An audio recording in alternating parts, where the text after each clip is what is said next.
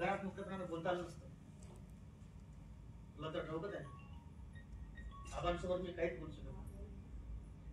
ते सतत आपण काय बोलतो त्या लक्ष देऊ नका. त्यामुळे तुम्ही काय ठरवलं? मी म्हणजे तू म्हणतेस तरी, पण आबा असं करतील एवढा माझा विश्वास नाही. ते बरोबरही आहे, नवे आहेत. माझा तुझा विश्वास यात आपण काय करू शकतो? मी काय करावं याची अपेक्षा आहे?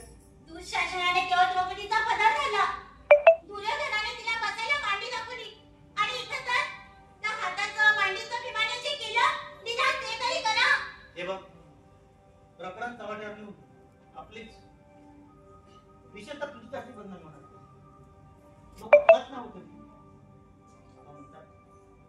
आपण खानदानी माणसं, गावात शब्दाला मान आहे. मग ते असं काय करत ना, जरा डोकं शांत ठेवून विचार कर. आपणच्या प्रतिष्ठेमुळेच आज आपलं अस्तित्व आहे. त्यांच्या प्रतिष्ठेमुळेच मला ही नोकरी मिळाली.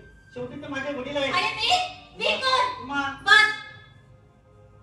म्हणजे स्वतःच्या हव्याच्या पोटी बायकोपणाला लावणाऱ्या शुभारी धर्मला युधिष्ठिराचा वंशज तू.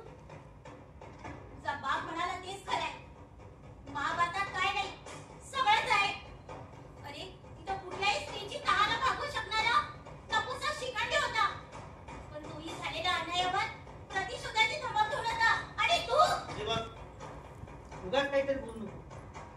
एवढं सगळं होऊनही मी तुझा स्वीकार करणार आहे. हे प्रकरण, ही घटना एक अपघात समजून आपण विसरून जाऊ, आपला संसार करू, वाटल्यास हे गाव सोडून जाऊ. मी तुला नाकारणार नाही, मी तुला स्वीकारणार. मग मला सांग, उद्या या पापातून एखादं बीज जन्माला आलं तर त्याची जबाबदारी तुझीच ना? तुझं आणि त्याचं नातं काय असेल? बाप की भाऊ? अर्थात नात्यानं भाऊ आणि नावानं बाप.